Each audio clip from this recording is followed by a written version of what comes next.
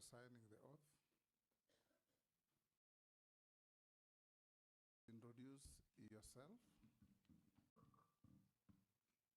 name, your education background, your work experience, and your key competencies that make you think you are suitable for the appointment to cabinet. In 5 minutes. Thank you, Mr. Speaker. I will start off by stating how privileged I am to be appearing before this committee in,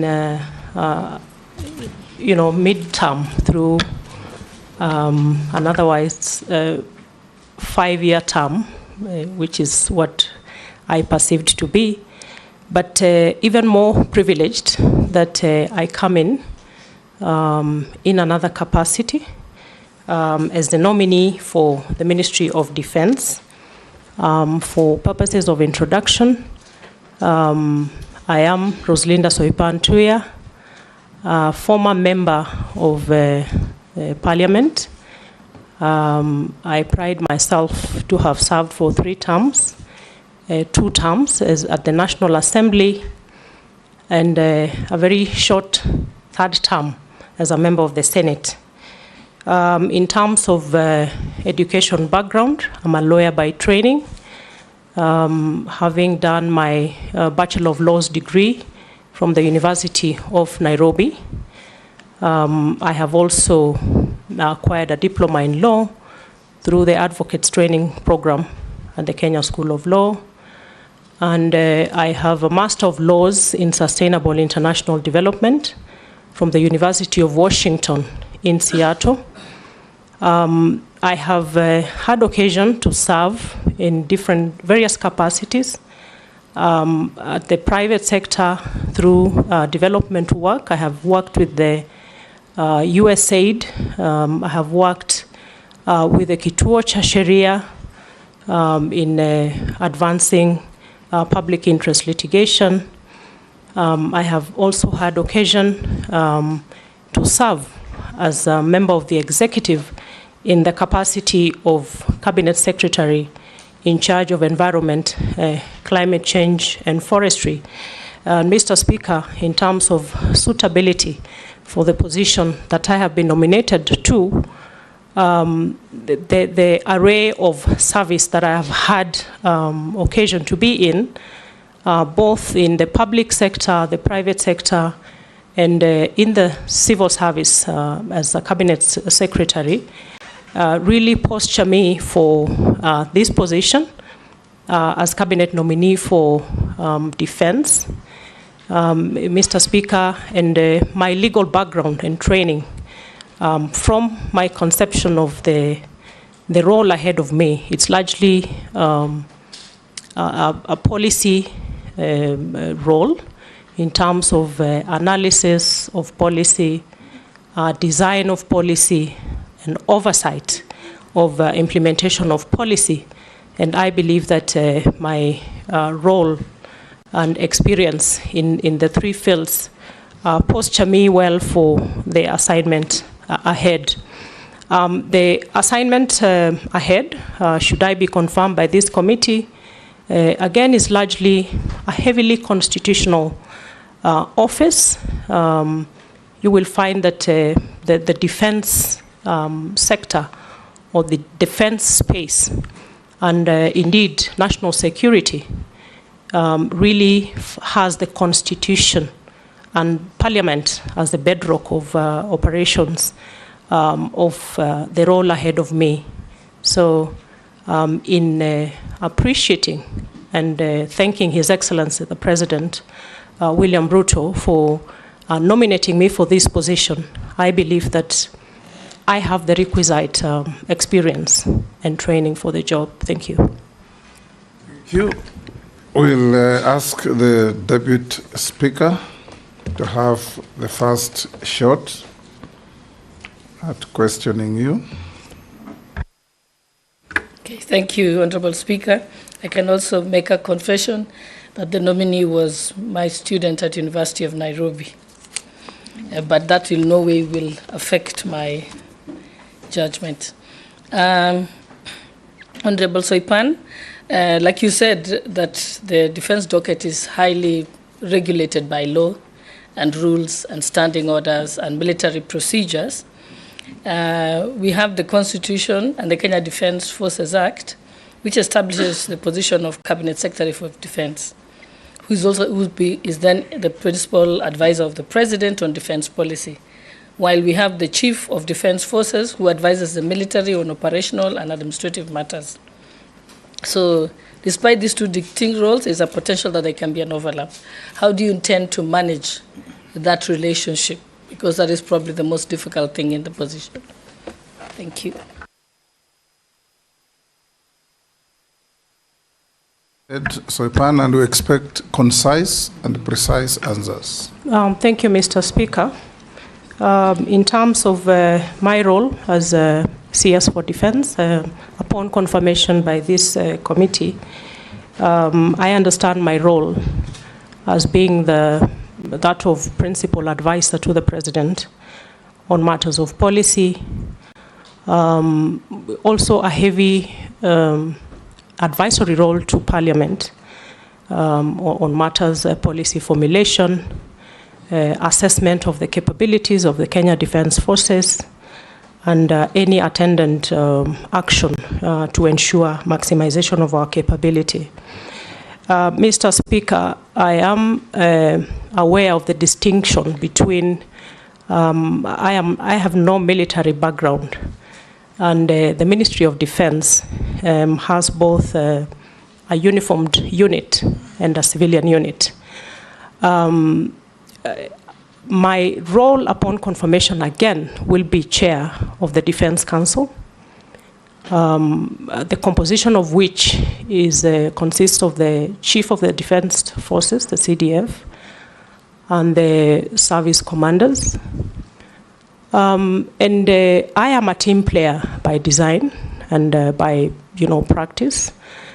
I am also very consultative in my leadership philosophy, and this is a skill set that I will have to employ heavily in terms of the need to understand the operational and administrative role of the uniformed side of the ministry for complementarity, but also to give me a competitive edge in terms of bringing my expertise from the civilian aspect, borrowing and learning from the uniformed aspect, so that my advisory role on policy is going to be rich and sufficient to advise the Commander-in-Chief as well as my interaction with Parliament. So I am confident that I will bring a team spirit to the ministry, and particularly at the level of the Defence Council, which is where I will be interacting with the service commanders. Thank you. Majority Leader. Thank you, Honorable Speaker. CS nominee, being one among the lucky 10 or so who were reappointed after the dismissal, what would you tell us would be at least one of your key achievements as Minister for Environment and Climate Change before the dismissal? And also Kenya having hosted the African Climate Change Summit last year and being one of the principal proponents of carbon markets trading. And that responsibility was in your office as Cabinet Secretary to enter into either multilateral or bilateral trading agreements for carbon credits. What would you say were your major achievements in that space in terms of trading carbon credits to be able to generate resources for our country? Thank you, Mr. Speaker. My role as Cabinet Secretary, Ministry of Environment, Climate Change and Forestry was one of them, beside being the overall leadership on policy matters in the ministry. The environment and climate change sector is one that is cross-cutting across many sectors, but also at the various two levels of government, both national and county governments. I pride myself in successfully coordinating the various players in the environment and climate change sector, to the extent that Honorable Majority Leader, the success of the Africa Climate Summit, for example, was really a global event that brought the world to Nairobi and required a lot of heavy coordination. My other key priority as a CS Ministry of Environment was our ecosystem restoration program, the 15 billion tree growing program, which again, I believe I attained a significant amount of success in rallying the country to appreciate, right from individual Kenyan levels to ministries, departments, and agencies, and the various levels of players, to come together and rally around ecosystem restoration as a critical component of our climate action. The Africa Climate Summit was a success by all design, in that Kenya did a heavy lifting of a job in spotlighting the potential for Africa to become a very critical solution provider for the climate action, the globe over, and dispelling the prevailing portraying of Africa as a victim, as you know, the underdog in terms of the area of climate action, and posturing Africa, Kenya, as part of a critical solution provider. In the issue of carbon markets, Honorable Speaker, again, it's a mark of success for me. Kenya is touted as the top leader in carbon trading in the region of Africa. But in terms of the transparency of it, how much it impacts the lives of everyday Kenyans, and how much of that profiling of Kenya as top in the carbon markets contributes to the GDP of the country was really not there. And what I did immediately I came into the ministry was focus on formulating a legal framework through amendment of the Climate Change Act to bring transparency, accountability, and bring out the issue of benefit sharing for communities around the carbon markets. And it is instructive to note that carbon trading is a very nascent space over the globe now as a form of innovative climate financing. And just immediately before I left the ministry, we had already set up structures ready for full implementation of the new legal framework around carbon trading. And I believe it's going to be of benefit to Kenyans. It's going to be of benefit to investors in the form of project proponents, and most importantly, to communities. Thank you. Minority Leader, you skip? Yes, Nelson. As the chairman of Defense, Intelligence and Foreign Relations, I'll be directly oversighting you, Madam Soipan. In my two-term stint, if confirmed. If confirmed, I was going there. You guys are interrupting my apologies. If confirmed, my two stints in Parliament has allowed me to see 4 generals, as both as just a member of Defense Committee and now as a chairman, and 3 cabinet secretaries. And the biggest issue, Madam Soipan, Honorable Soipan, has been the lack of appreciation from the civilian side of the military units and formation. They feel that the civilian side is overreaching and sometimes overbearing. They want to, you know, by the time someone becomes a general, it takes about 35 years of hard work and merit. Every step in the military is merited.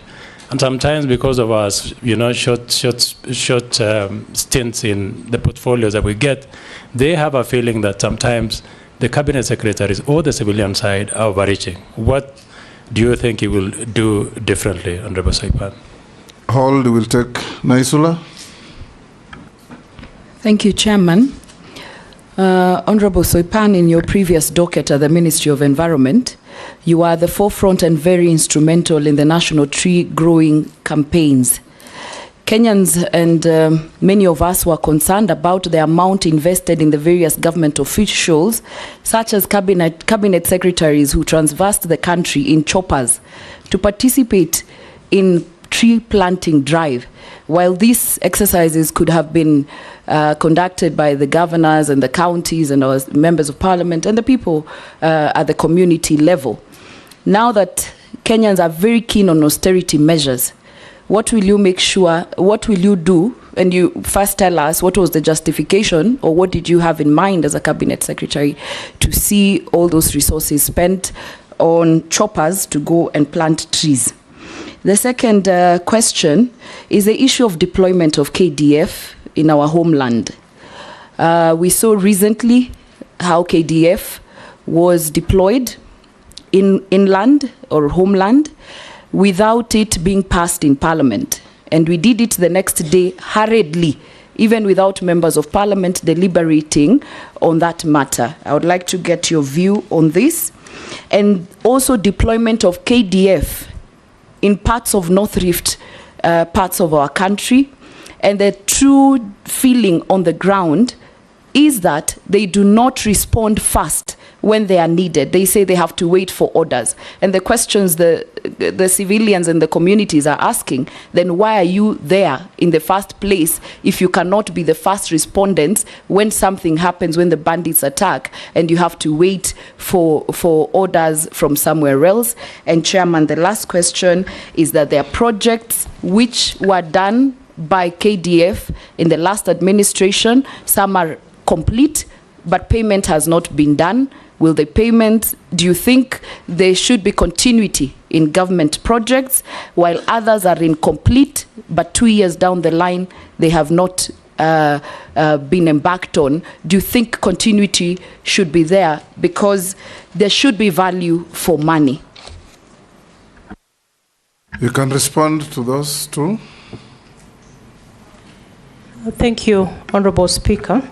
The question by the Honorable Nelson Koech on the probability of my overreaching my mandate from the civilian side and infringing on the uniformed side of the ministry, I can give assurance to all the players in the Ministry of Defense that upon my confirmation as CS Defense, that as I had said earlier, I'm very heavy on team playing.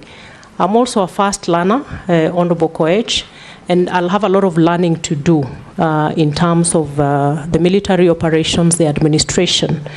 And in order for me to effectively exercise my overall oversight, the overall policy direction and advisory, I will need to critically understand those operations without infringing or interfering with those very distinct roles of the uniformed units of the ministry.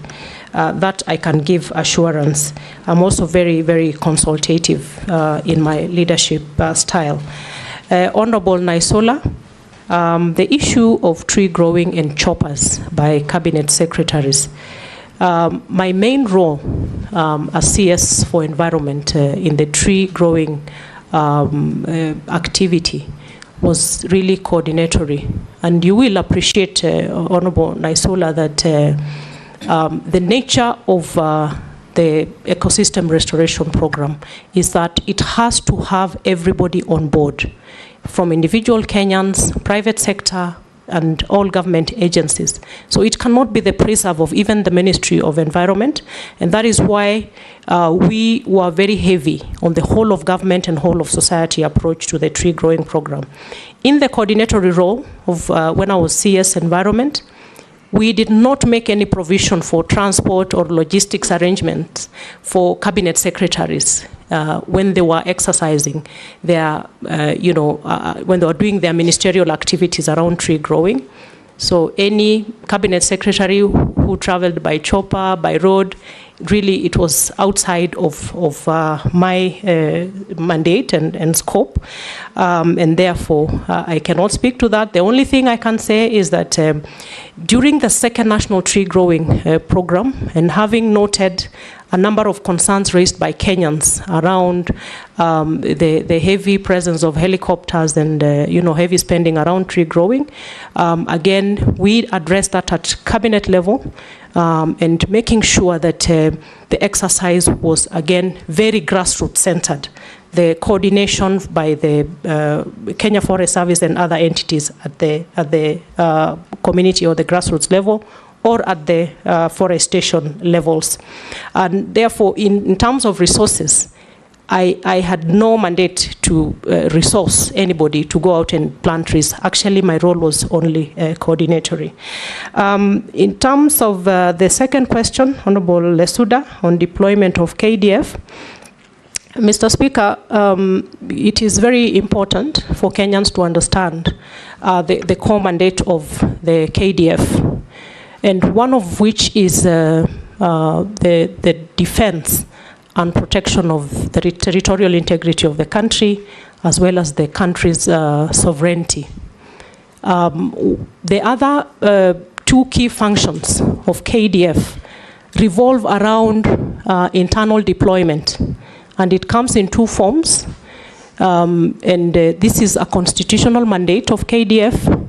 On one facet, and this is should be Article 241(3)(b) of the Constitution, where KDF can come in to assist and cooperate with other agencies in instances of emergency and disaster. An example of which is the deployment of KDF to assist during the flooding situation, where we lost a lot of lives in Mai Mahiu. In that instance, deployment happens, and then a report is made to Parliament. And it is also important to note that under that particular deployment of assisting and cooperating with other agencies, the KDF is not the front line. The front line is these other agencies, and it is the case with the northern Kenya deployment. So these other agencies are the front line, and KDF comes in to assist and cooperate. The other very important facet of deployment is Article 241(3)(c). And Mr. Speaker, this is the aspect of deployment which cannot happen without the authority of Parliament. And this is the deployment of the KDF forces to keep peace in instances of instability in the country. And that cannot happen without the express approval of Parliament. And in that instance, the KDF take the front line in terms of operations. Allow me, Mr. Speaker, to speak to the deployment that happened during the recent unrest. The deployment happened around the assistance and cooperation with other agencies. So it is not the 241(3)(c), where KDF takes the front line. And what happened is that the CS then did the deployment via gazette notice for KDF to assist the National Police Service. And the following day came before Parliament to seek authority for 241(3)(c). But the 241(3)(c) was never effected.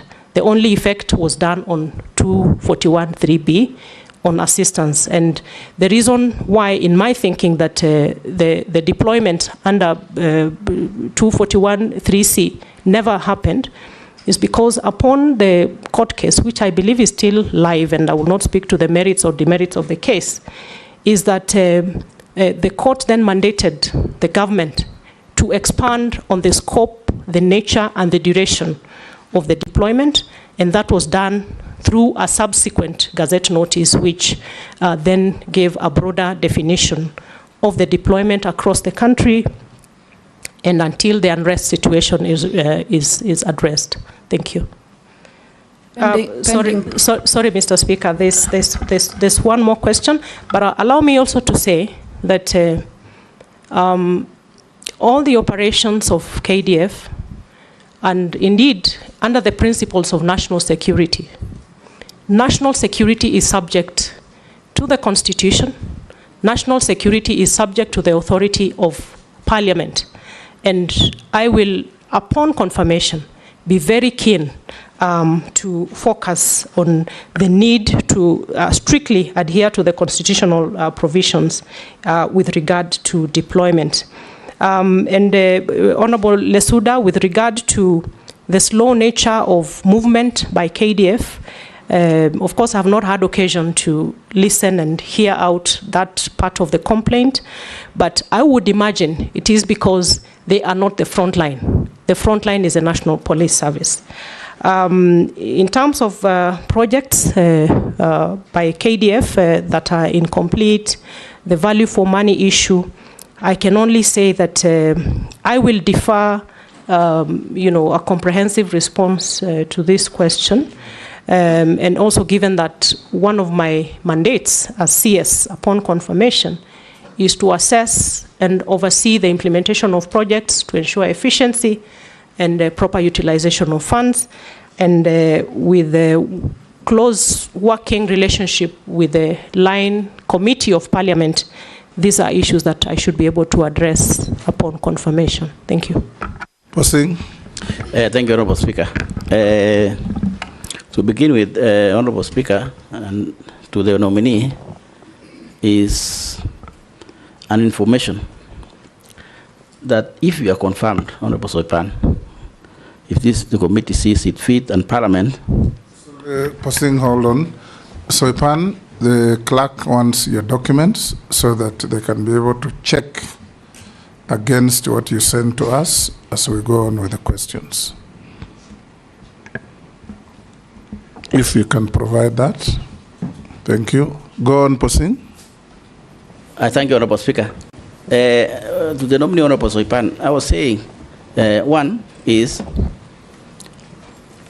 this North Rift conflict, which of course KDF were brought in accordance with the law. And of course you might remember, or in the discussion, West Pokot was the epicenter of all these issues for completely wrong reason. However, I wanted to remind you, if you are confirmed, that there are some few things which were going on. And I hope when you come in that you don't forget, so I want to give it for your list. There were projects which were to be done. And absence of war, Honorable Soipan, through Honorable Speaker, is not necessarily peace. So maybe people in North Rift are waiting for those government interventions, right? And if they don't, I don't know what they're going to say. So there are two places which the government had not or have not completed deploying KDF. One is a place called Sokoto, and another one is called Kamele. This is epicenter of conflict in North Rift. I want you to note. 3 is opening of schools in all those areas. Can you imagine, as I talk to you, Honorable Speaker, that there's a division called J2nd Division in North Rift, which has more than 6 schools where students don't go. You know, because nobody can go there because of insecurity. And one of our agreement with the leadership at that particular time that those schools were open and be done by KDF. That spans all the way from Tiati, West Pokot, and something like that. So Honorable Speaker, through you, I want the Honorable nominee to know that should she be approved by Parliament to take over.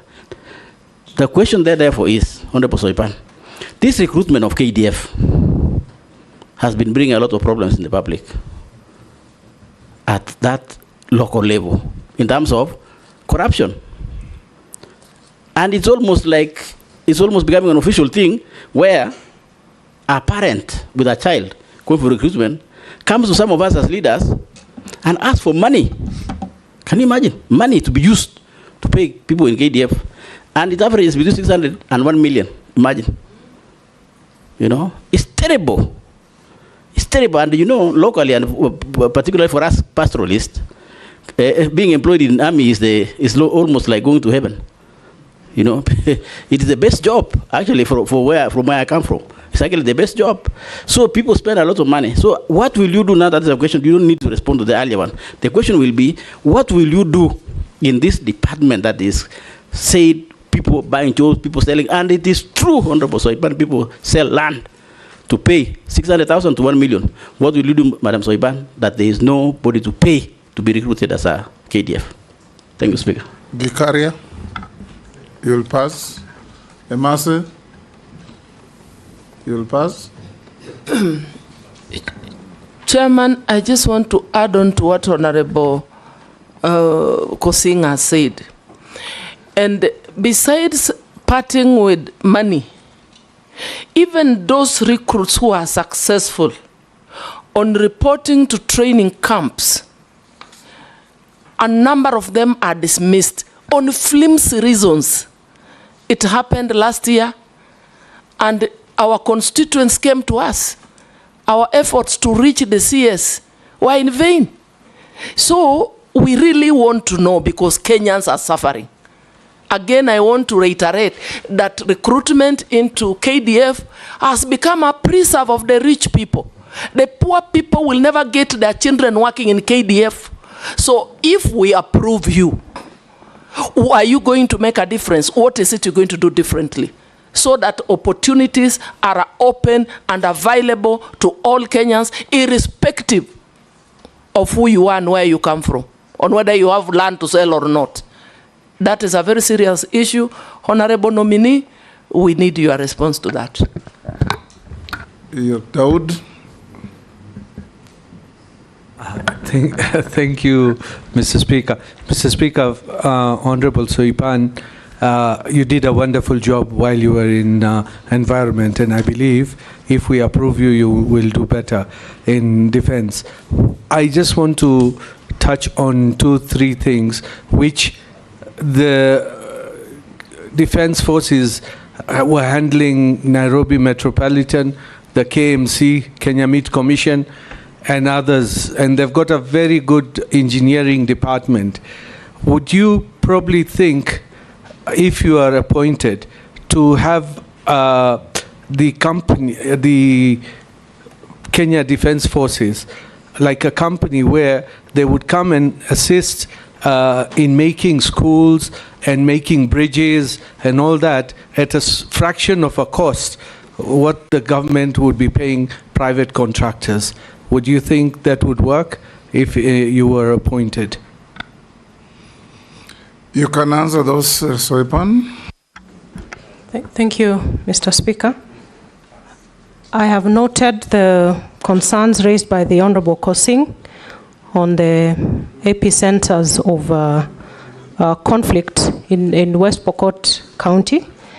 I promise Honorable Kosing, should I be successful in becoming the CS, I will focus on these concerns because of the critical nature of opening up the northern region. I believe opening it up for development and all the infrastructure necessary for the livelihood support for the people of West Pokot will go a long way.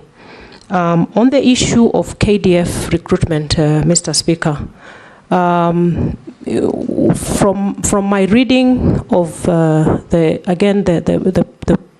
core principles of national security, the drafters of our constitution found it fit that the issue of integrity around recruitment of Kenyans to the Kenya Defense Forces would be a very core component of the national principles of national security, because the Constitution actually demands of the national security organs to ensure, to reflect the diversity of the communities of Kenya and ensure diversity in equitable proportions in the recruitment of Kenyans to the defense forces and other security organs.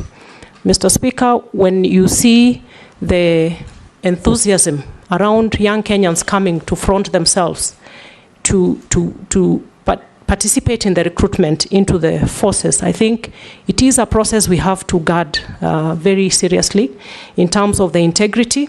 And I want to assure members of Parliament, I want to assure Kenyans that being that this is an issue that has been so incessant, I have been a member of this House before, Mr. Speaker, and this is an issue that has kept on recurring over and again.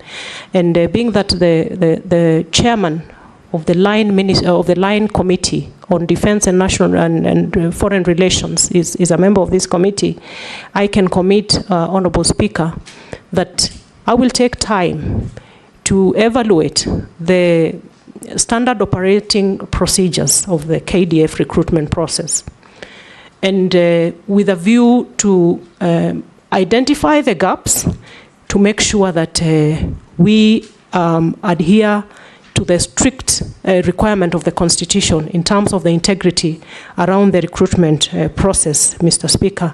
When Kenyans front themselves to be in the front line of the defense of our country, it's only fair that we afford that opportunity on an equitable measure. So, Honorable Emase and Honorable Kosing, I undertake to make sure that, again, we also need a lot of sensitization for Kenyans to know that you do not have to pay to be recruited into the KDF. I will look again at the SOPs around the recruitment, but it is also high time that we have a whistleblowing around these activities with a rapid response to issues of corruption and malpractices around the recruitment process. So, Mr. Speaker, it is my undertaking that it is an area of priority that I will look at.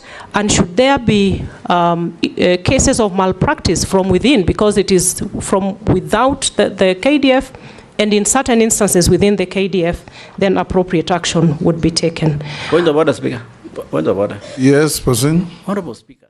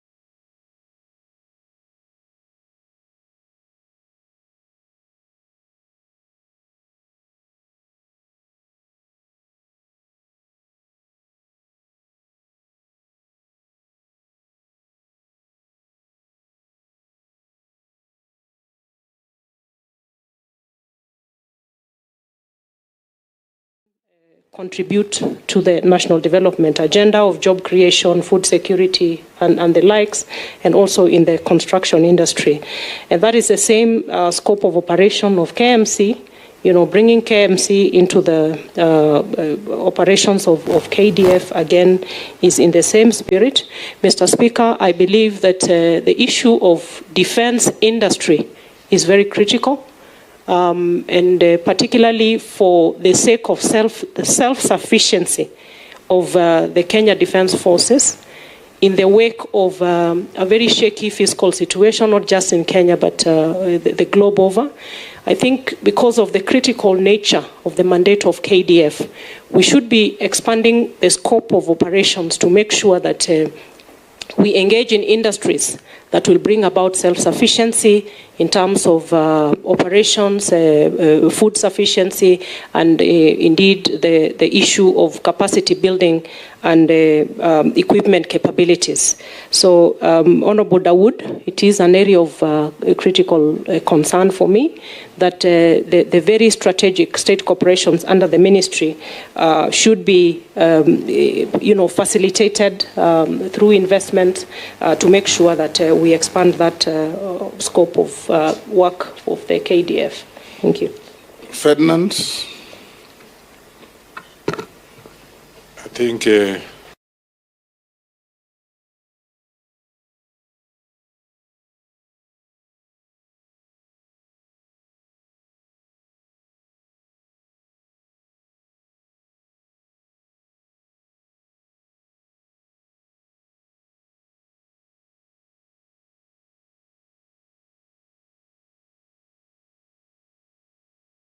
seen several accidents that have been there involving the aircrafts, and of course the concern therefore is the safety of the country's defense force.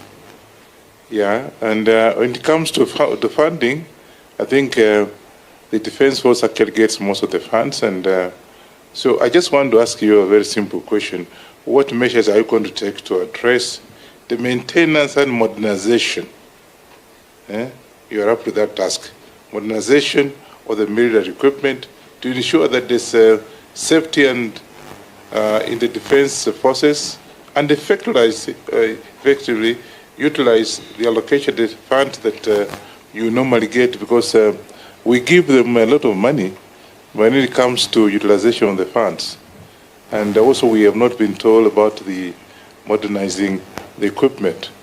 I think take that note and let us know what you want to do. What programs you have on that? Morugara, you will pass. Owen, you will pass. Yeah, Mr. Speaker, I have one question to the nominee, Honorable Soipan Tuya. Article 153, subsection 3 requires CSs to appear before National Assembly or Senate committees when summoned, especially to answer to questions within their responsibility. However, many times the Ministry of Defense has invoked Section 49 of the Kenya Defense Forces Act, which basically limits access to information to protect national security, and therefore hindering Parliament's ability to oversight the ministry due to lack of information. You have been in Parliament, so I'm sure you understand this, and how much members would like to know and how much they can be told. So if you are approved, how do you plan to balance the need for national security with also the constitutional requirements for transparency and accountability to the people's representatives? Let's take one more. Mule, you will pass. Thank you, Speaker.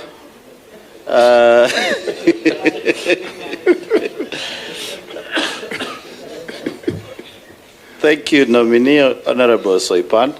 I just want to declare my interest. She's a sister-in-law, and I want to find out from you, what is your vision of a better defense force in future in this country? Thank you. Those are short ones. We can take a fourth one. A third one, actually. Russell? Thank you very much, Honorable Speaker. Honorable Soipan, Mine is just a quick and a simple question. If the House approves your nomination, you will be working with the Ministry of Defense, people who are moving fast and they want to be at the cutting edge. But there's clamor for Kenyans wanting deployment in the North Rift, South Rift, in Isiolo, and all that. But defense is really about the country. How would you see balancing that to external aggression vis-a-vis internal deployment? Thank you, Honorable Chairman. Sharia will pass. Mishi. Yeah, thank you, Honorable Chairman. Honorable Chairman, allow me to ask this question because so far I've buried so many young men in terms of what we call landmine. And I think, and I'm really pleading with my sister Soipan, if you're accepted in this docket, please coordinate or rather collaborate with the Minister for Road and Infrastructure so that at least we save the lives of these young people. And lastly, what measures are you going to put to ensure you achieve gender parity in terms of key military position? Because right now, most of them are dominated by men. I thank you, Honorable Chairman. Soipan.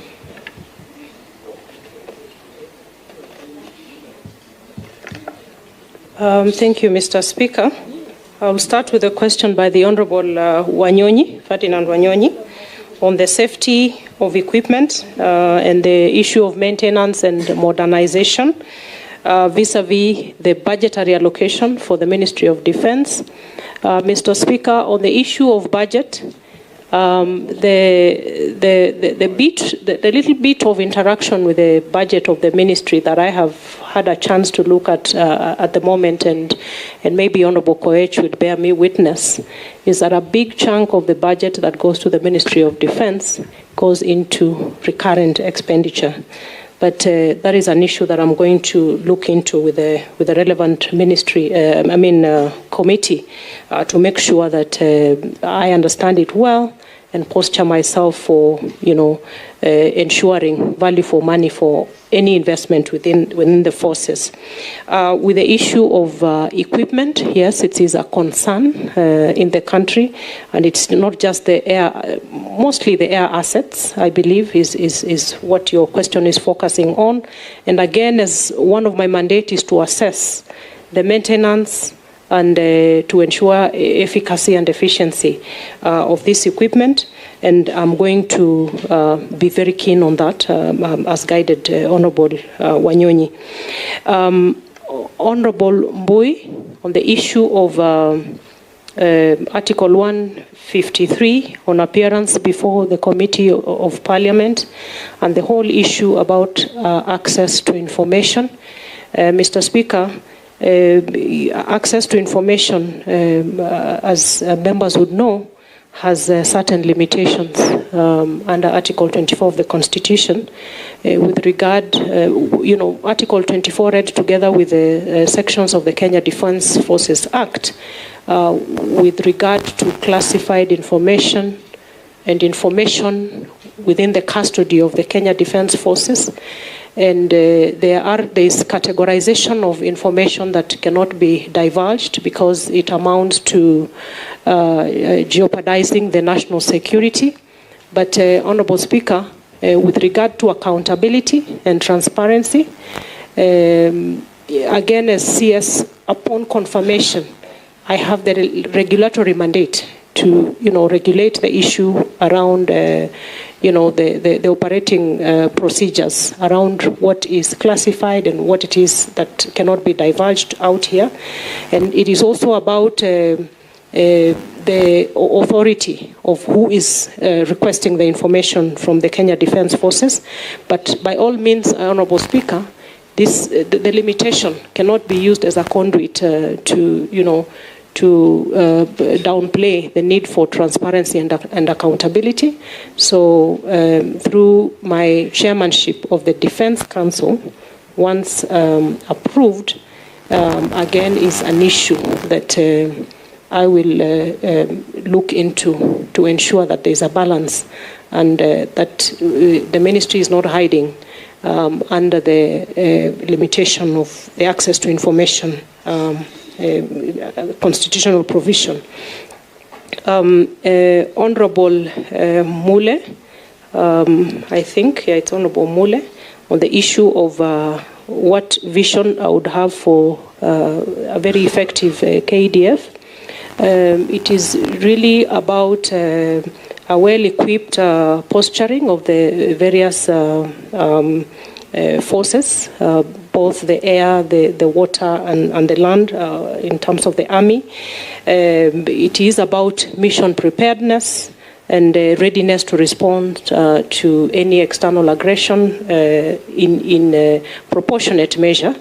And really, again, to make sure in terms of training, equipping and capacity building, the issue of the welfare of our service members is also of great concern for me, to make sure that the men and women who are again taking the front line in defense of the country are comfortable and well prepared to be ready for mission.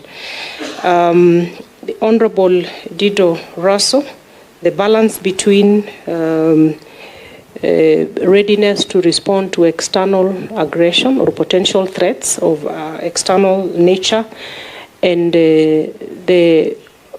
what I might be reading that you're talking about over-engagement of the KDF internally.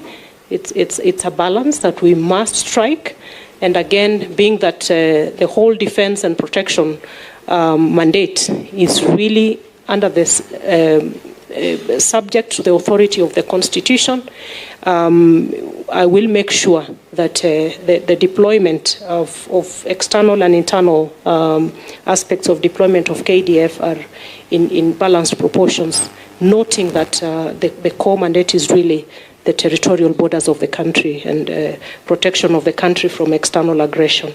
The Honorable Mishi Mboko, I might have missed the question on how you would wish the KDF to respond to the issue of, is it the road carnage or landmines? It is the landmine. Yes. You know, because if you tarmac the road, if you put cabro, then they cannot be able to plant those landmines. That is why I was saying that you need to collaborate with the CS for infrastructure and roads. Agreed, Honorable Mishi, and the point is taken. On the issue of gender parity, Honorable Speaker, I think as a country we have come from very far, because, Honorable Speaker, it is interesting to note that the Women's Service Corps was only disbanded in 1999 in the country, very recent.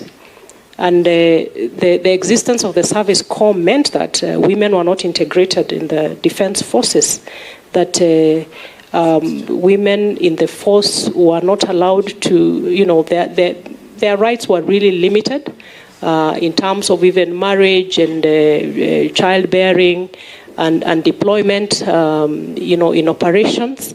And I think we have come quite far, Honorable Speaker, but I have started reviewing the gender policy of the Ministry of Defense, and with a view to make sure that that progress that we made in the disbursement of the Women Service Corps is one that we will maximize on to make sure that women find their space for those that are intended on serving their country in the KDF are not limited in any manner, just the same way that we are saying for every other Kenyan, not just women. Thank you, Mr. Speaker. Mukami, you'll pass? No, this time no. Go on. Thank you, Chair. As the Cabinet Secretary for Defense, you are the advisor to the President on defense policy, while the Chief of the Defense Forces advises on military, operational, and administrative matters. Despite this distinct role, there is a potential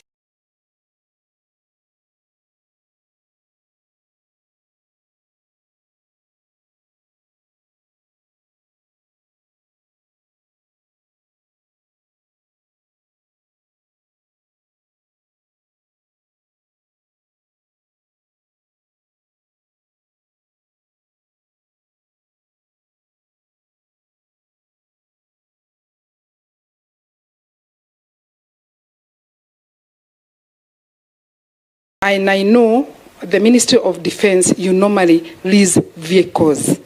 And the government is spending billions and billions of money. And I'm wondering, is it really making value for money instead of you buying vehicles for the defense? Thank you. What are you going to do about it? How are you going to address it? Thank you, Speaker. Mine are just two quick ones. Honorable Nominee, recently Kenya was designated as a non-member ally to the North Atlantic Treaty Organization. Could you explain what that means to the nation? And then secondly, I just wish to know if the Gazette notice, the deployment of the military to the streets to calm the protesters, is it live? And how long was it supposed to take? Thank you. Soipan. Thank you, Mr. Speaker. With regards to the question raised by the Honourable Member for Nyeri County, Honourable Mukami, it is around the value for money in terms of the practice of leasing as opposed to purchase of vehicles for the military. I will not venture much into it. It is an issue that I will have a look at in terms of what the prevalent situation is. But by all means, the point you raise is valid, that we should be looking at very efficient ways of expending our monies within the KDF. Honourable Speaker, the Honourable Caleb Amisi, the recent designation of Kenya as a major non-NATO ally by the US is one that we really should be proud of as a country. It places Kenya at a competitive edge in terms of bilateral engagements with the United States, and it comes with a lot of advantage in terms of access to equipment, access to training opportunities, and the general advancement of the defense cooperation between Kenya and the United States. Really the whole space around enhanced capability of our forces through defense cooperation with the United States. Just to say on the same light, Mr. Speaker, is that multilateralism is very important, bilateralism is very important, because Kenya has to play its part as part of the part of a member of the larger community of states, again in the backdrop of a very dynamic geopolitical situation around security and defense matters. The question on the Gazette notice deploying the KDF, it is still live, and the time duration is until the normalcy is restored. I think it's an issue that upon confirmation is to go back and assess the situation with a view to know the utility of whether to keep on having the deployment subsisting or to bring it to a halt, given that a fair amount of normalcy actually has been restored with regard to the recent unrest in the country. Thank you. Thank you, Soipan. I'll ask you a few mundane questions that you can answer. In your last deployment before dismissal, have you been adversely mentioned in any integrity-related report or investigations? Not at all, Mr. Speaker. Do you hold any leadership position in any political party? No. What is your net worth? Mr. Speaker, my net worth stands at 243,448 million Kenya shillings. How much were you worth at the last? It was 156 million Kenya shillings. What has occasioned the growth? Mr. Speaker, it's largely appreciation of assets, private business, and one asset acquired within Nairobi, Mr. Speaker. Thank you. We'll come to the end there. Your documents have been looked at, compared with what you sent to us, and they've been found to be in order. So your originals will be given back to you. Memoranda. We also are informed by the clerk that you adequately responded to the memoranda sent against you, and